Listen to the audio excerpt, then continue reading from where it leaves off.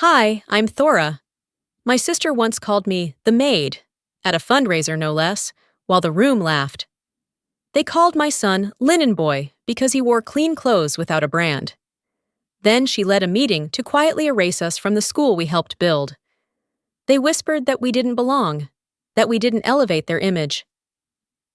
I stayed silent until the day my husband's helicopter landed on their football field, and we pulled every dollar they thought they owned. But tell me, how do you forgive a family who doesn't just exclude you, but trains your child to be ashamed of loving you? Would you have stayed silent too? I didn't need the hostess to hesitate. The moment her eyes skimmed the list and darted toward me with that nervous little smile, I already knew. My name wasn't on the reservation. I was standing in 4-inch flats at the entrance of Ristorante Aurelia, holding a gift bag with a homemade photo album, while every other guest at the family dinner was being ushered to their seats. Kalista, perfectly coiffed and wrapped in a dress that probably cost more than my monthly grocery budget, waved a hand with mock sweetness. "Oh, Thora! We saved you the cozy one!" She pointed to the table tucked beside the restrooms, near the swinging kitchen door. Laughter fluttered around the linen-covered tables. I managed a smile, the kind you rehearse when you know your role isn't to disrupt. I walked over, set down my bag, and slid into the chair that smelled faintly of bleach and desperation. "It's kind of poetic, isn't it?" Kalista said to a guest across from her. "She's always said she's low maintenance, and here's the seat to prove it." It wasn't about the chair. It never is. It was about everything that chair said, about who counts and who's counted out. The rest of dinner passed in fork clinks and thin compliments. Kalista's friends compared ski lodges. Someone mentioned a new school psychologist they helped secure, with a private donation. No one asked about my son. No one mentioned the Harper Fund. But that wasn't new. I wasn't here to be seen. I was background. A week later, I walked into the Foxglove PTA meeting, holding a notepad and a Ziploc of banana muffins I'd made from a recipe my son liked. The room smelled like perfume and power. Designer bags sat like trophies on the table. The women wore smooth, tailored expressions. When I took a seat near the end, Kalista stood to speak. "This year, we're welcoming some new faces, and a familiar one. My sister Thora is here. She's basically our family's full-time helper," she laughed. "Knows all the bake sale tricks." Someone leaned in. "Do you do windows too, Thora?" More laughter. I smiled. Not because it was funny, but because I'd learned long ago that not smiling made it worse. These weren't the kind of women who appreciated discomfort. They handled it the way people handle broken furniture, pretend not to see it, or quietly move it out of the room. Kalista's voice filled the room like she was reciting scripture. She'd always had a talent for making people believe she was the most generous woman alive, as long as she had an audience. I watched her, calculating, precise. There were days when I wondered if she even remembered the girl I was, wearing sneakers with holes in them, passing out flyers for her ballet recitals while she smiled for the donors. I wasn't angry, not in the way they expected. What I felt was older, deeper, like something rusted into place long ago. There are two kinds of silence I've learned, the one that means surrender, and the one that means you're gathering. When we were kids, I was the one who sewed patches onto her tights when she tore them on the fence. She got the compliments. I got the needle. It was always like that. I remember once, our mother said to me, "Thora, be the helper, not the headache." That line stuck. Kalista made it a mantra. She handed it out like party favors. Later that evening, at home, I scraped plates into the sink while Renner sat at the table, tracing lines in his astronomy notebook. He looked up, brows knitted. "Mom, why does Aunt Kalista act like you work for her?" I wiped my hands on a towel, walked over, and sat next to him. "Some people need someone beneath them to feel tall," I said, brushing a lock of hair from his face. He didn't respond right away. His eyes dropped to his old sneakers, scuffed, clean, no logos, and then lifted again, quietly, steadily. "But you, Renner," I said, "you don't need to be taller than anyone. You'll rise anyway." Renner didn't say another word that night. He closed his notebook, pressed it gently against his chest like it held something fragile, then stood up and went to brush his teeth. I stayed at the table, watching the spot where his fingers had traced stars, Orion, Cassiopeia, Polaris, all the things that made him feel grounded, even when the world felt like quicksand. That silence he left behind stuck with me longer than any argument could have. The following Tuesday, I stopped by Foxglove a little early. I hadn't meant to linger outside his classroom, but something told me not to rush. Through the thin glass window, I saw them setting up a group assignment on constellations. The teacher was pairing students off while most kids were already moving their desks into twos. That's when I heard Merrick's voice, bright and cutting, like the snap of a camera shutter. Not Linen Boy, he can stare at the ceiling stars alone. Laughter. It wasn't the kind of laughter that fades quickly. It stuck, passed from one kid to another like gum under a desk. The teacher didn't stop him. She didn't encourage it either. She just smiled that brittle teacher smile and kept rearranging desks. Later, in the car, I waited until Renner had buckled up. His knuckles were pale against the seatbelt. "Everything okay today?" I asked, watching the road, not him. He didn't speak for a long moment. Then softly, like admitting a secret, he said, "They laughed at my star chart, said it looked like I made it with Dollar Tree crayons." My fingers clenched around the steering wheel, not because of the insult, because of how small his voice had gotten when he repeated it. There's a particular kind of pain in seeing your child question the worth of something they made with love. That night, after I tucked him in, I sat down at my computer to check the PTA page. I almost didn't click on the donor link. They always put Kalista on the homepage anyway. But then I saw it. The Kalista Carter Community Scholarship Fund. Full-page feature. Professionally photographed. There was even a pull quote in gold serif font. "Because every child deserves a champion." I stared at the logo below it. It was mine.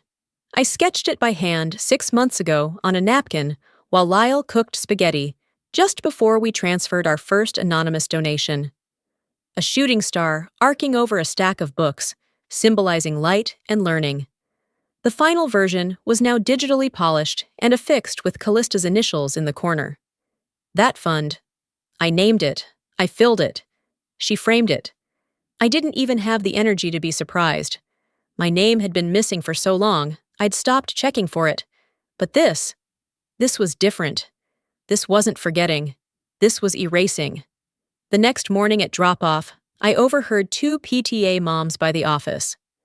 "Kalista's really the backbone of this school," one said, "and her son's so poised, just like his mom," the other chimed in. I passed them without breaking stride, but their words stayed with me. They weren't trying to erase me. They were editing me out, line by line. One donation, one event, one thank you speech at a time. At lunch, I stopped by the admin office to confirm something. My name wasn't on the contributor list, not once. Not under anonymous donors either. I'd checked before. I just hadn't believed it. Now I did.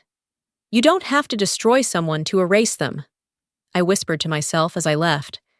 You just stop saying their name. That evening, Renner sat cross-legged on his bedroom floor while I folded laundry nearby. I tried to keep it light. "Anything interesting happen at school today?" He paused. Then, without looking up, he said, "Merrick told the class you only help here because nobody else wants you."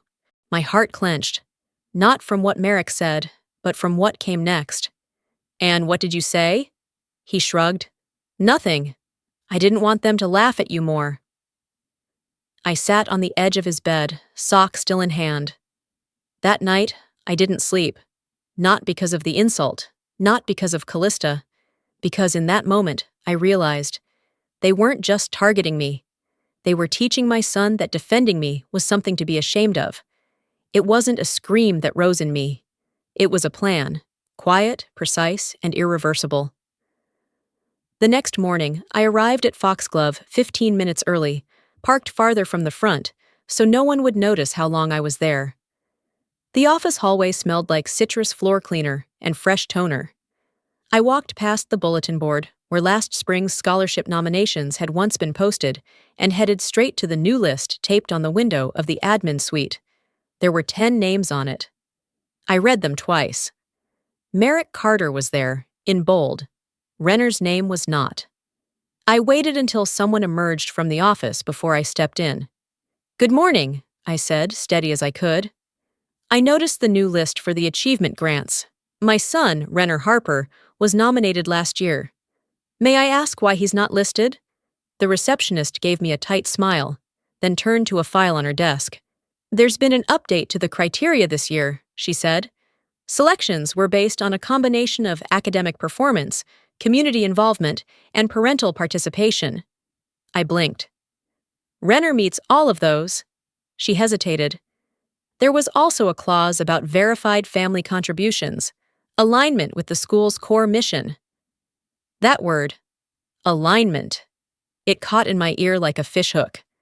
I thanked her and left, my jaw tight. As I walked back past the PTA board, a new flyer had been pinned up in the center, glossy and centered like a shrine. "Raising Leaders, the Kalista Carter Standard." There she was, in a tailored navy dress, hands folded, smiling beside Merrick in front of a bookshelf labeled Foxglove Futures. I didn't remember voting on this standard. I didn't remember any discussion. Just like the new scholarship rules, rewritten, then posted, with no warning and no input. And yet, there it was, cemented in print. Power doesn't always show up with a gavel. Sometimes it walks in smiling and shuts the door behind it. Back at home that evening, I found the image of Kalista again, this time in a live stream link from the district's education forum. She was a panelist now, apparently. I clicked out of curiosity. There she was on screen, sleek and polished, speaking into a headset. "Sometimes early intervention isn't enough," she said. "Some students need structure that isn't always supported at home." The moderator nodded.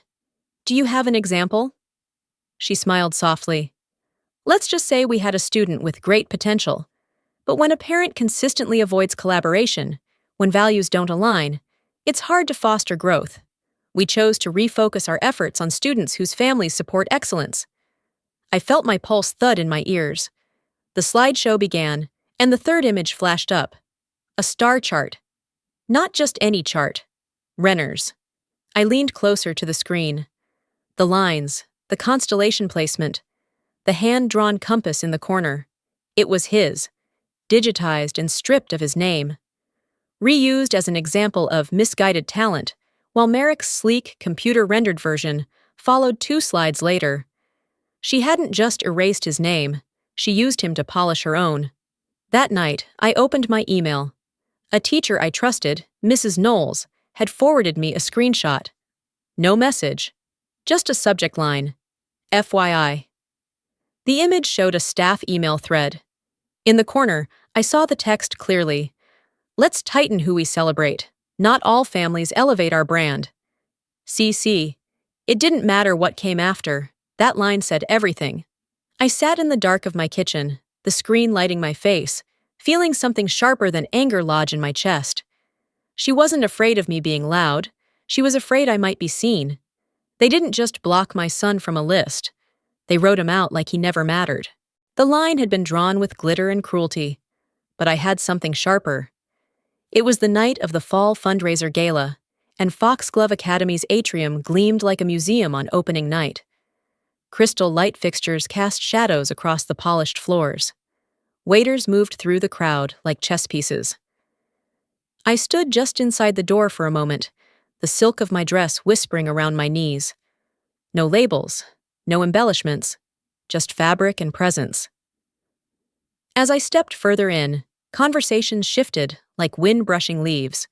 Groups of women dipped their heads together, whispering with a practiced casualness that was anything but. Their husbands gave polite nods, eyes already gliding elsewhere. I made my way to the donation table, passing Kalista mid-laugh with the school board president. A woman I'd never met approached with a champagne flute in one hand and a donation envelope in the other. She glanced at my name tag, then down at the plain white envelope I held. "Oh, sweetheart," she said, reaching into her clutch. "Here, for your next bake sale." She tucked a crumpled $5 bill into my envelope and winked. Before I could respond, she floated off. It wasn't the money. It was pity packaged as charm, and it cut cleaner than cruelty. I moved toward the display wall near the front lobby. The school had promised a showcase of student work. I scanned the panels, eyes searching for Renner's drawing. It had taken him 3 weeks, stars traced with ruler-precise lines, constellations labeled in perfect block letters. It wasn't there. Instead, Merrick's name glittered beneath a haphazard constellation chart, sprayed with silver glitter and glued on sequins. It looked like a third-grade art project slapped together the night before. But it sparkled under the spotlight. The art teacher noticed me staring and offered a half smile. We needed something more visually engaging for donors. I stared at her. Something that matched their purses? She flushed, but didn't argue. Back in the main room, I paused at the PTA dessert table. The women stood like statues beside tiers of macarons and lemon tarts. I reached into my clutch, pulled out a folded paper, and walked calmly to the art wall. Renner's original drawing was there, creased from my handbag but whole. I pinned it next to Merrick's, using the same sticky dots they'd used.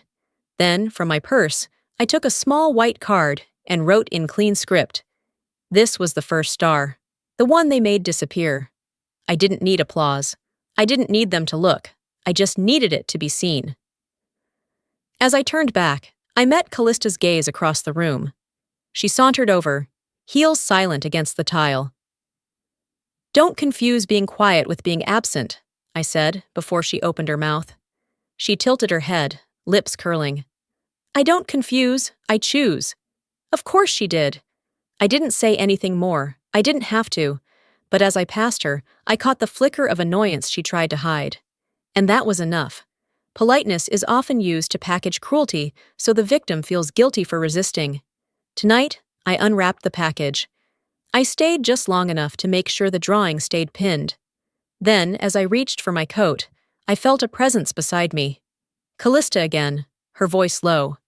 "Next time you want a spotlight," she whispered, "maybe earn it." I smiled. Not the smile she was used to, but something thinner, colder. That was the moment I knew. This wasn't rivalry. This was warfare. And in war, silence is not surrender. It's strategy. The atrium shimmered under the soft haze of candlelit chandeliers. Velvet ropes directed donors through manicured stations like a curated gallery tour. Every detail polished, every name strategically placed. This wasn't just a gala. It was a performance, a coronation. And she was the queen. I stood near the back, my cream dress blending into the marble walls, clutching my glass of flat champagne like it was armor. I hadn't planned on speaking to anyone. I just wanted to witness, to observe the final act of something I'd helped build, but was never meant to own. The MC took the stage, his voice theatrical. "Please welcome our honoree tonight, the recipient of the Philanthropic Impact Award, Kalista Carter." The crowd erupted in applause. Flashbulbs popped as she stepped up in her satin navy gown, her expression perfectly measured between grace and confidence. Beside her stood her husband, polished and proud, and Merrick, holding a bouquet larger than his head. Kalista adjusted the mic, smiling as if it had never occurred to her that humility was supposed to be subtle. "I'm humbled," she began. "But I know this isn't about me alone. It takes a village, and more importantly, it takes those who support quietly. The helpers, the ones who don't need their name on a banner to know they've done good. You make leaders shine." Applause swelled again. She didn't say my name, but she didn't have to. Every eye in the room darted toward me, and then politely away. They knew, and so did she. After the speeches, I slipped out toward the courtyard for some air. I passed the side table stacked with glossy donor booklets and reached for one without thinking. The pages smelled like fresh ink and old betrayal. Page 12. A double-page spread titled Innovation in Astronomy. Merrick Carter beamed in the center photo, holding up a star chart. My son's star chart. I knew that smudge in the corner. The one Renner made last spring after spilling apple juice and trying to wipe it with his sleeve. I knew the curve of the pencil lines, the extra labeling he'd added without being asked. There was no mistaking it. My chest tightened. I found a staffer organizing brochures near the dessert station. "Excuse me," I said, flipping open the booklet. "Do you know who submitted this project?" He glanced at it, then back at me. "Mrs. Carter turned that in weeks ago. It's her son's, right?" I didn't answer. I walked away, steady but simmering. Near the dessert bar, Kalista stood chatting with a donor from the board. I waited until the conversation ended and stepped beside her. "That wasn't Merrick's project," I said calmly. "It was Renner's." She didn't blink, just took a sip of her champagne. "You should be proud," she said, turning to face me fully. "His name reached farther than yours ever could." I stared at her, the clink of dessert forks echoing behind us. "You think I want spotlight?" I said. "No, I want integrity. You should try it sometime." Her smile didn't falter, but something flickered behind it. For the first time, I didn't smile. I didn't explain. I didn't excuse. I turned and walked away. Just before I reached the coat check, I felt a hand graze my arm. A teacher I barely knew pressed a sealed envelope into my hand without a word and disappeared into the crowd. Inside, a printed email thread. Headers, dates, signatures. The subject line stopped me cold. "Repurpose the Harper boys' chart. They won't notice." My fingers curled around the paper, but I noticed, and from that moment on, I kept receipts. If they wanted this to be quiet, they shouldn't have written it down. 3 nights later, I sat 2 rows from the back in Foxglove's auditorium, my coat folded over my lap like a shield. The school was replaying highlights from the gala as part of their fall celebration of excellence. Parents filled the cushioned seats, sipping coffee from branded mugs. Screens on both sides of the stage flickered to life with a looping video montage. I had expected the usual: smiling kids in science labs, ribbon-cutting ceremonies, Merrick standing smug in front of another trophy case. What I wasn't prepared for was the cafeteria footage. It started midway through the loop, jammed between 2 cheerleader interviews. Renner, tray in hand, walking carefully through the lunchroom. Then Merrick's voice, loud and nasal, "Here comes Linen Boy." Another student's arm swung wide. His tray tilted. Mashed potatoes and gravy drenched Renner's sweater. The room in the video burst into laughter. Renner didn't cry. He didn't shout. He stood frozen, food dripping down his chest, while phones hovered nearby like vultures. A few parents gasped. One chuckled. Kalista, seated at the front, leaned toward the tech booth. "Oh, no," she said into her mic. "That wasn't supposed to be in the cut, just a technical mix-up." I stared straight ahead, not blinking. That wasn't a mistake. That was a message, packaged as accident, delivered with a smile. The next morning, I marched into the administrative wing. The receptionist offered her usual thin smile. I didn't bother with pleasantries. "I'd like to see the cafeteria security footage from last week," I said. Dr. Madsen appeared minutes later, all tight smiles and lowered tones. "Unfortunately, our legal team doesn't allow parent access to surveillance without a court order," she said. "Privacy concerns." Behind her desk, the printer tray was still warm. A stack of printed drafts sat exposed. My eye caught the bolded title, Proposal for Enrollment Review Criteria, Alignment with Community Image. At the bottom of the draft, a scrawl of handwriting read, Approved for review, C. Carter. No shame, just ink and quiet consent. That afternoon, while folding laundry, an email popped up from a blocked address. No message body, just a PDF attached. The file was a petition. Its title read, Maintaining the Integrity of Foxglove's Learning Environment. It called for the removal of students whose home environments conflict with the vision of the school's future. It didn't name Renner, but it didn't have to. The signatures at the bottom turned my blood cold. 2 teachers, 4 PTA members, and a handful of parents I'd smiled at in parking lots. And in the margin, underlined in blue ink, circulate anonymously first, formalize after Thanksgiving. It wasn't just Kalista. It was the silence around her that let this grow. They weren't protecting their children. They were quarantining mine. I closed my laptop gently and stared at my reflection in the blank screen. A week ago, I might have cried. But I'd used up my tears. What came next wasn't emotion, it was motion. They didn't expect I'd fight with proof. They expected I'd go quietly. But I'd seen the file names, I'd seen the handwriting. And at the bottom of the draft petition, small and arrogant, were the initials, draft reviewed, CC. She didn't just want me silent, she wanted us gone. And from that moment, I stopped waiting for rules to protect us. I started preparing receipts to expose them. Sometimes truth doesn't need a mic, it needs a moment. And I was about to create mine. It started on a Monday. I'd just finished folding the laundry when my phone buzzed with a flood of messages. Most were vague, laced in sarcasm or rage. Disgusting PR stunt. You should be ashamed. We thought you were better than this. The kinds of things people say when they think they know your story and don't care to ask. I scrolled, confused at first, until I saw the screenshot. A still from the cafeteria video of Renner. Mid-dump, gravy streaked across his sweater. Someone had added a caption in cursive overlay. Some moms will do anything for 5 minutes of pity. No attribution, no context. Just cruelty framed as commentary. The message thread had been leaked from a private PTA group chat. Kalista's name didn't appear, but several of her closest allies were laughing in the comments. One wrote, "She probably leaked it herself. Finally found a way to be relevant." It felt like swallowing glass.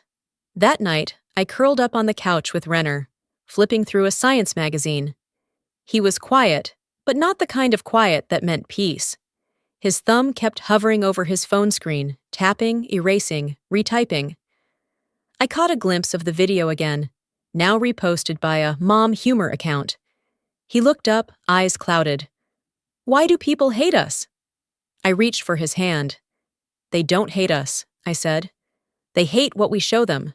That status doesn't always mean decency. That silence doesn't equal weakness." He nodded, but I could tell he didn't believe it. Not yet. On the kitchen counter sat my notebook, once used for grocery lists, now filled with names, times, screenshots. I wasn't just collecting proof anymore. I was assembling a story they couldn't rewrite. The next morning, I checked the school district's online newsletter, knowing it would confirm what I'd already suspected. Palo Parent Network. This week's guest, Kalista Carter on excellence through adversity. The segment had originally been mine. I'd been invited to speak about educational equity and parent advocacy. The email had come months ago. I'd sent in my talking points, cleared my schedule. But there she was, beaming on screen, framed by bookshelves I recognized from her living room. "Sometimes maintaining high standards means making tough calls," she said smoothly. "It's easy to get caught up in emotion, but excellence needs structure and leadership." She never mentioned me. She didn't have to. She took my voice and replaced it with her echo. In their eyes, I wasn't a mother anymore. I was a cautionary tale. That night, while Renner was in the shower, I opened a new email. No subject line, no body, just an attachment. It was a memo, stamped internal use only. Header: Crisis Response Narrative Strategy. Bullet point 2 read: Narrative redirect suggested by C. Carter. Replace Harper slot with alternate voice. They didn't just mute me. They deleted my frequency. I printed the memo and slipped it into the front of my notebook, behind the others. But this story isn't hers to tell. And I've kept every receipt, and damage doesn't always show up in cracked walls. Sometimes it's in the silence that follows your exit.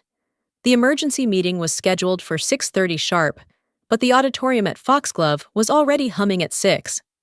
I sat in the third row, file folder in my lap, watching as the board members took their places. Tension drifted through the room like invisible smoke.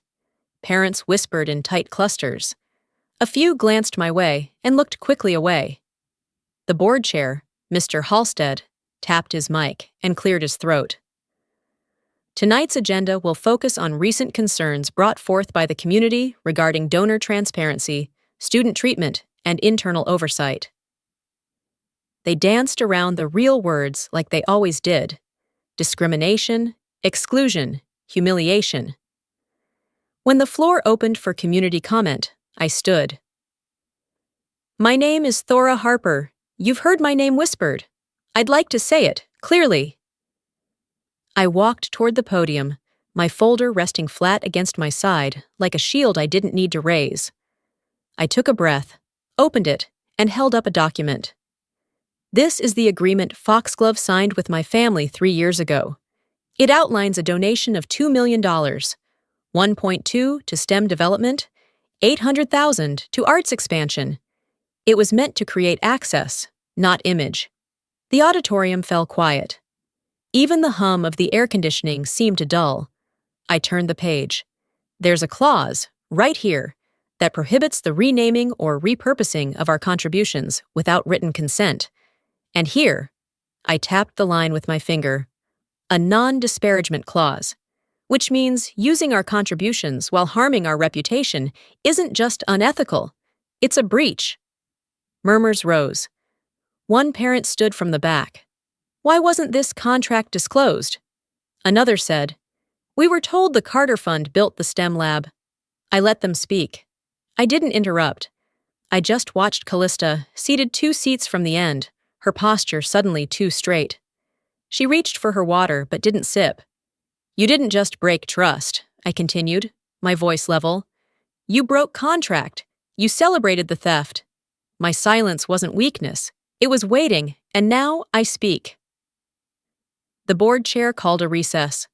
Kalista stood, lips parting, ready to deliver one of her rehearsed rebuttals. But before she could speak, a mother from the Arts Council turned to her. We don't need another curated speech, Kalista. We need accountability. Someone else added, you used a child's work to raise money and lied about it. Kalista opened her mouth again, then sat down. Her fingers trembled slightly on the edge of her program. I didn't gloat. I didn't smile.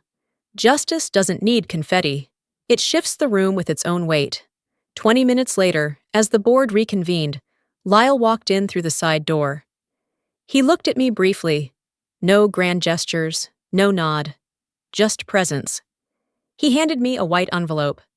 I opened it, scanned the document, and stepped back to the microphone. This is our formal notice, I said. Effective immediately, Harper Global withdraws all funding from Foxglove Academy. Every dollar, every future grant, every nameplate.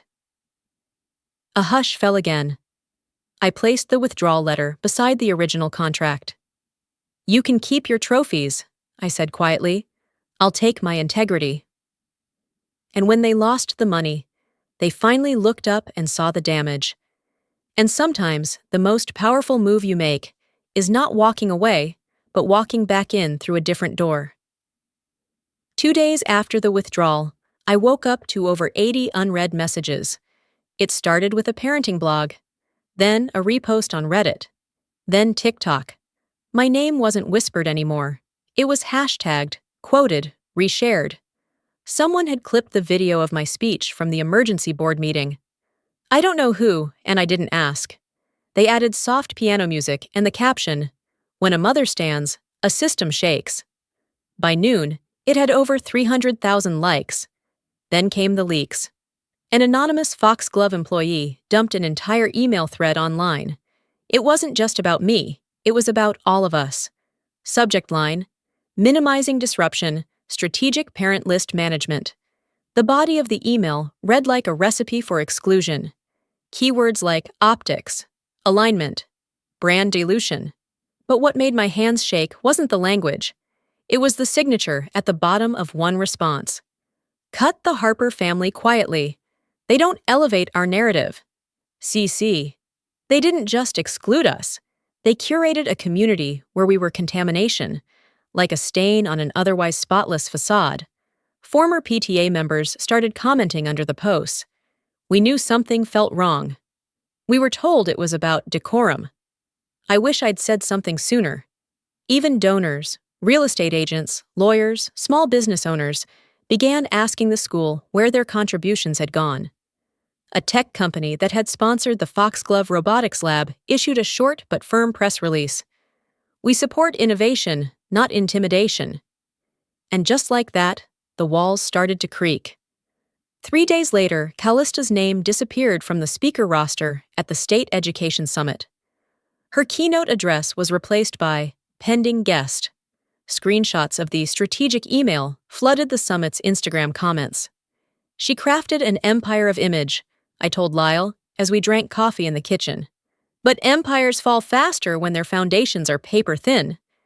He just nodded and pushed a fresh printed article across the table. You're in the Chronicle. The headline read, Donor Pullout Shakes Elite School, Integrity versus Influence.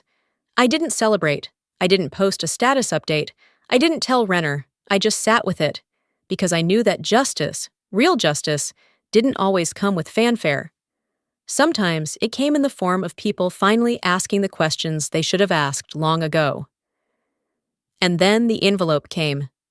A courier knocked just before dinner. Plain manila, no frills. Inside was a letter from the school's legal counsel. We acknowledge the breach of contract terms regarding both donor visibility and attribution. We are open to mediation and corrective measures. It was signed by the head of school. CC'd, the board, legal counsel, and Kalista Carter. The system blinked first. Now it was my move. For the first time in months, I felt the quiet shift. Not on a stage, not at a board meeting, but sitting alone in the back of a modest school auditorium, next to a mom with 3 kids under 10 and a teacher scribbling notes in the margins of a paperback novel. No chandeliers, no catered bites, just metal chairs, folded programs, and a room full of people who showed up because they believed someone had something worth saying. They'd invited me to speak at East Point Charter's Voices of Change series. I accepted, not for revenge, but because the invitation came handwritten, because it was sincere, not strategic. When I took the stage, I didn't bring notes, just the weight of what had already been said about me, and what still hadn't. I used to think dignity came from applause, I began. That if enough people clapped for you, it must mean you mattered. Heads nodded. Some leaned forward. But dignity, I said, isn't about who claps. It's about who you don't have to become just to feel seen. Imposter systems don't need to be screamed at. They just need to be outlived. The silence that followed was full, not empty, not hesitant, full of something sacred. A parent in the second row pulled out her phone. I didn't notice then, but that clip would travel faster than anything I'd ever written. By the time I pulled into my driveway that evening, it had already passed 1 million views. This mom dismantled elitism in 3 minutes, the caption read. No makeup team, no PR handler. Just a clip of a woman in a sweater talking like someone who'd lived through it. And people listened, not because I demanded their attention, but because I stopped asking for permission. By Thursday, the speech had been shared by 4 educational accounts, picked up by a podcast, and spliced into an Instagram reel set to a Nina Simone song. I didn't go viral for rage. I went viral for refusing to disappear. That same day, Kalista received her own letter. Not from the press, not from a lawyer. From me.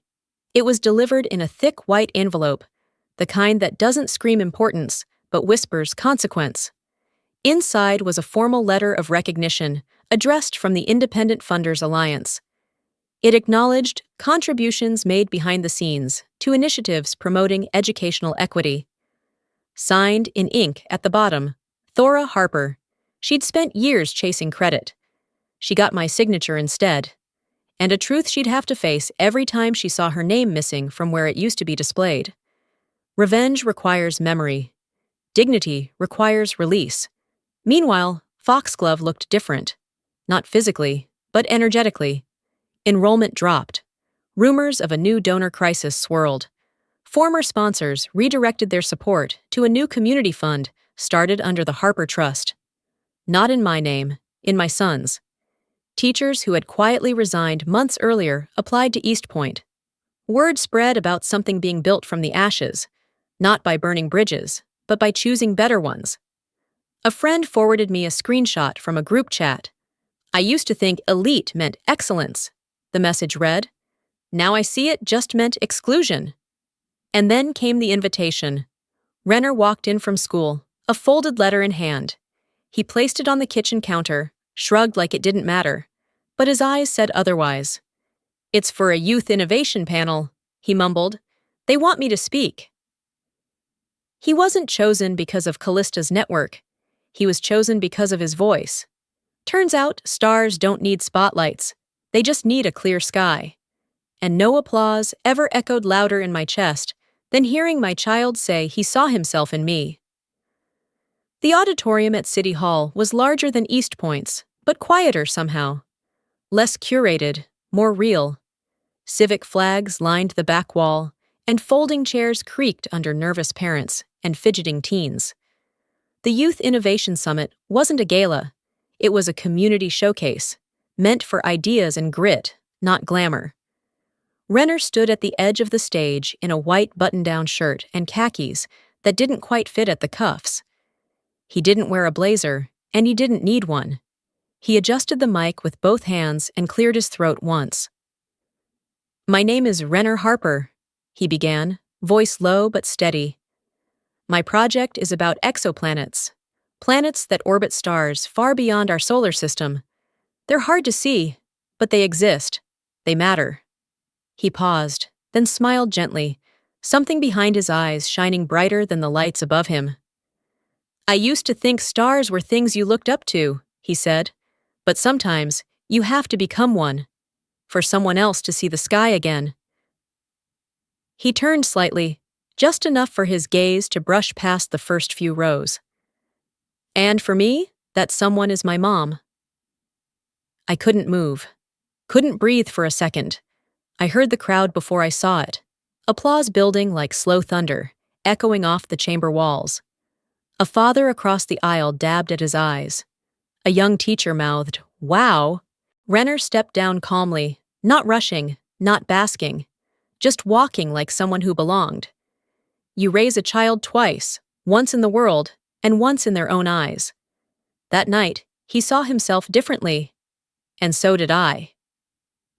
After the ceremony, we skipped the reception and drove across town to an old diner that still served milkshakes in tin cups and played Sam Cooke from a dusty jukebox.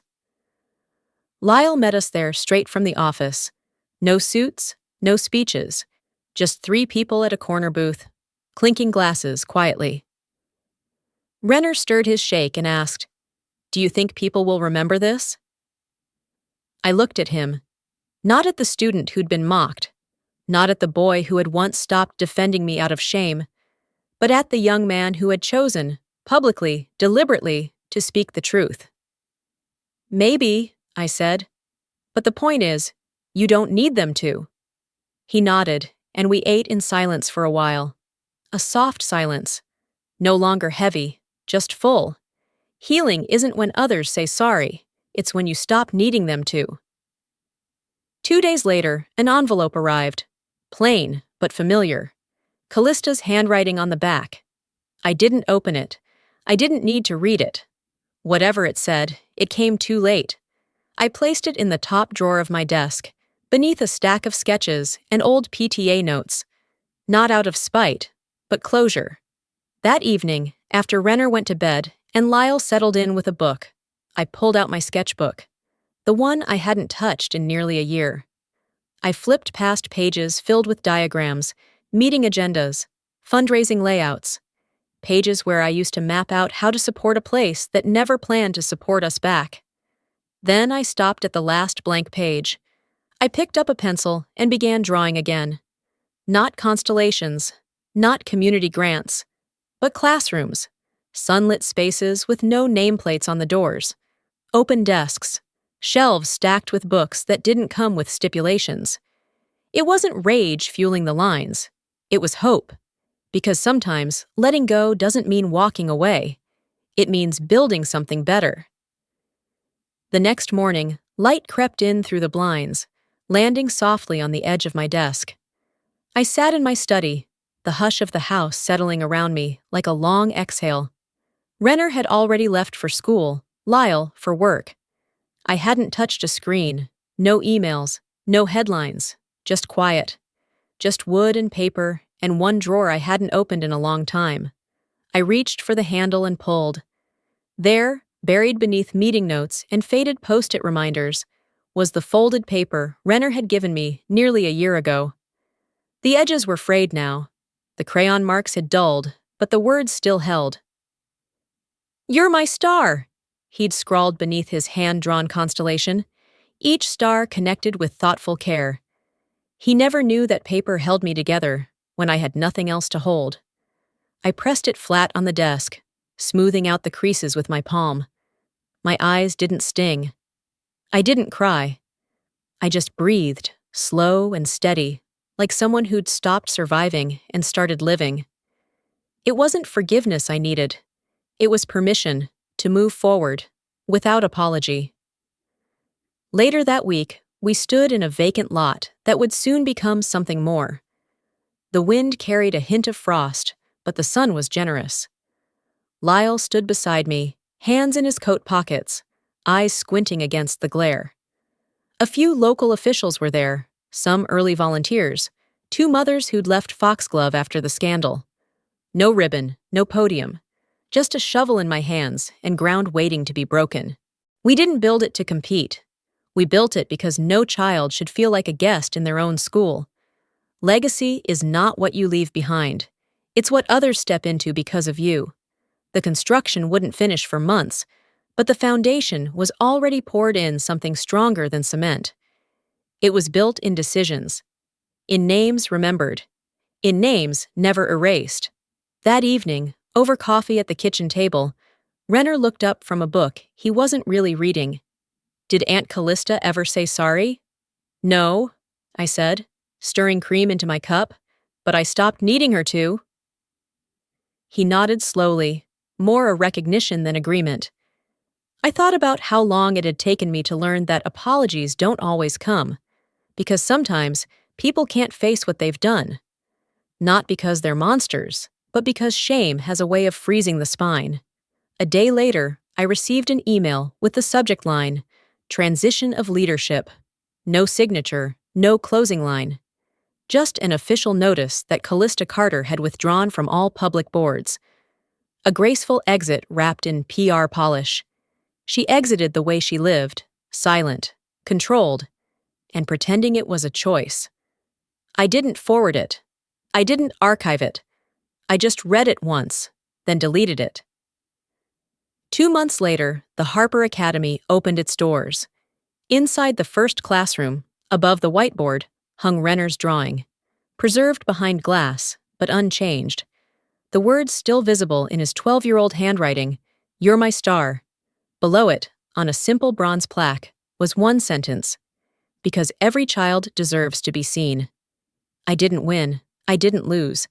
I just reclaimed what was mine. Sometimes the victory isn't loud. It's simply surviving and choosing not to disappear. And in that light, I finally saw myself, not forgiven, but freed.